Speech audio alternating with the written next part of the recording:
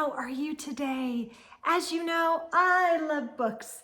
I love good stories, and I love sharing them with you.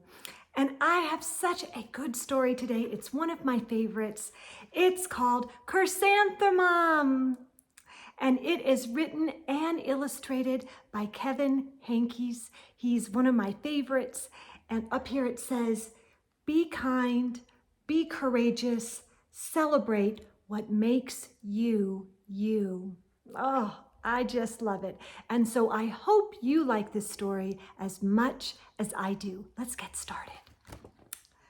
The day she was born was the happiest day in her parents' lives. She's perfect, said her mother. Absolutely, said her father. And she was. She was absolutely perfect. Her name must be everything she is, said her mother. Her name must be absolutely perfect, said her father. And it was. Chrysanthemum. Her parents named her Chrysanthemum. Chrysanthemum grew and grew and grew. And when she was old enough to appreciate it, Chrysanthemum loved her name. I love my name. She loved the way it sounded when her mother woke her up. She loved the way it sounded when her father called her to dinner. And she loved the way it sounded when she whispered it to herself in the bathroom mirror. Chrysanthemum, chrysanthemum, chrysanthemum. Chrysanthemum loved the way her name looked when it was written with ink on an envelope. She loved the way it looked when it was written with icing on her birthday cake. And she loved the way it looked when she wrote it herself with her fat orange crayon. Chrysanthemum, chrysanthemum, chrysanthemum. Chrysanthemum thought her name was absolutely perfect. And then she started school. On the first day, Chrysanthemum wore her sunniest dress and her brightest smile. She ran all the way.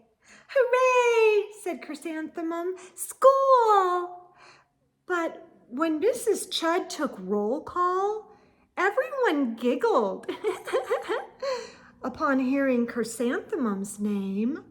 There's Mrs. Chud, there's Dawn, Eve, Louis, Al, Les, Kay, Max, Sue, Bill, Pat, Tom, Sam, Ken, Joe, Rita, Victoria, and Chrysanthemum. It's so long, said Joe. It scarcely fits on your name tag, said Rita, pointing. I'm named after my grandmother, said Victoria. You're named after a flower. Chrysanthemum wilted. She did not think her name was absolutely perfect. She thought it was absolutely dreadful. The rest of the day was not much better. During nap time, Victoria raised her hand and informed Mrs. Chud that Chrysanthemum's name was spelled with 13 letters. That's exactly half as many letters as there are in the entire alphabet, Victoria explained. Thank you for sharing that with us, Victoria, said Mrs. Chud. Now, put your head down. If I had a name like yours, I'd change it, Victoria said as the students lined up to go home. I wish I could, thought Chrysanthemum miserably. Welcome home, said her mother. Welcome home, said her father. Look at her. School is no place for me, said Chrysanthemum. My name is too long. It scarcely fits on my name tag, and I'm named after a flower. Oh, pish, said her mother. Your name is beautiful, and precious, and priceless, and fascinating, and winsome, said her father. It's everything you are, said her mother. Absolutely perfect, said her father.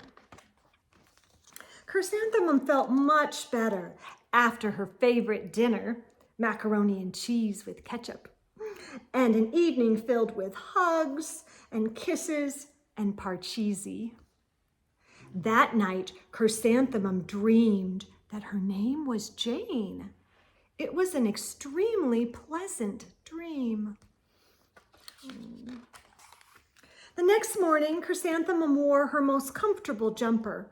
She walked to school as slowly as she could. She dragged her feet in the dirt. Chrysanthemum, chrysanthemum, chrysanthemum. She even looks like a flower, said Victoria as Chrysanthemum entered the playground. Let's pick her, said Rita, pointing. Let's smell her, said Joe. Chrysanthemum wilted. She did not think her name was absolutely perfect. She thought it was absolutely dreadful. The rest of the day was not much better. During nap time, Victoria raised her hand and said, "A chrysanthemum is a flower. It lives in a garden with worms and other dirty things." "Thank you for sharing that with us, Victoria," said Mrs. Chudd. "Now, put your head down." "I just cannot believe your name," Victoria said as the students lined up to go home. "Neither can I," thought Chrysanthemum miserably. "Welcome home," said her mother. "Welcome home," said her father. "School is no place for me," said Chrysanthemum.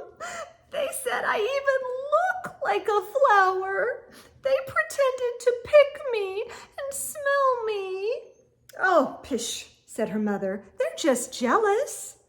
"And envious and begrudging and discontented and jaundiced," said her father.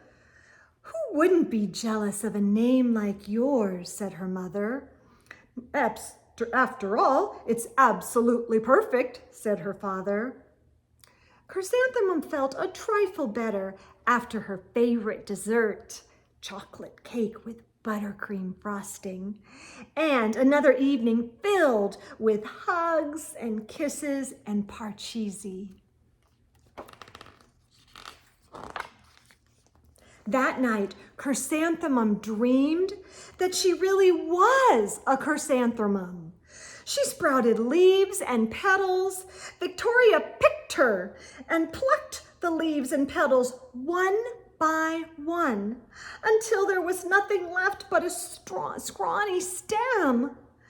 It was the worst nightmare of Chrysanthemum's life. Chrysanthemum wore her outfit with 7 pockets the next morning. She loaded the pockets with her most prized possessions and her good luck charms. Chrysanthemum took the longest route possible to school. She stopped and stared at each and every flower. "Chrysanthemum, chrysanthemum, chrysanthemum," the flowers seemed to say. How do you think she's feeling today? That morning, the students were introduced to Mrs. Twinkle, the music teacher. Her voice was like something out of a dream, as was everything else about her. The students were speechless. They thought Mrs. Twinkle was an indescribable wonder. They went out of their way to make a nice impression. Mrs. Twinkle led the students in scales. Then she assigned roles for the class musical. Victoria was chosen as the dainty fairy queen. Rita was chosen as the spiffy butterfly princess. Joe was chosen as an all-important pixie messenger. And Chrysanthemum was chosen as a daisy. "Chrysanthemum's a daisy! Chrysanthemum's a daisy!" Joe, Rita, and Victoria chanted, thinking it was wildly funny. Chrysanthemum wilted. She did not think her name was absolutely perfect. She thought it was absolutely dreadful. "What's so humorous?" asked Mrs. Twinkle. "Chrysanthemum," was the answer. "Her name is so long," said Joe. "It scarcely fits on her name tag," said Rita, pointing. "I'm named after my grandmother," said Victoria. "She's named after a flower." "My name is long," said Mrs. Twinkle. "It is?" said Joe. "My name would scarcely fit on a name tag," said Mrs. Twinkle. "It would?" said Rita, pointing. "And," said Mrs. Twinkle, "I'm named after a flower too." "You are?" said Victoria. "Yes," said Mrs. Twinkle. "My name is Delphinium. Delphinium Twinkle. And if my baby is a girl, I'm considering Chrysanthemum as a name. I think it is absolutely perfect." Chrysanthemum could scarcely believe her ears. She blushed, she beamed, she bloomed. Chrysanthemum, chrysanthemum, chrysanthemum. Aww. Joe, Rita, and Victoria looked at Chrysanthemum longingly. "Call me Marigold," said Joe. "I'm Carnation," said Rita, pointing. "My name is Lily of the Valley," said Victoria. Chrysanthemum did not think her name was absolutely perfect. She knew it. Oh, yes. And here's our epilogue. Overall, the class musical was a huge success. Chrysanthemum was absolutely perfect as a daisy. Victoria made the only mistake. She completely forgot her lines as the dainty fairy queen. Chrysanthemum thought it was wildly funny, and she giggled throughout the entire dance of the flowers. Eventually, Mrs. Twinkle gave birth to a healthy baby girl. And, of course, she named her Chrysanthemum. Oh, isn't that a great story? I just love this one, friends. Just remember, there's only one you. You are so special, and we are glad you're here. Yes. Okay, I hope you enjoyed the story. I hope you're having a great day. See you soon, friends. Bye now.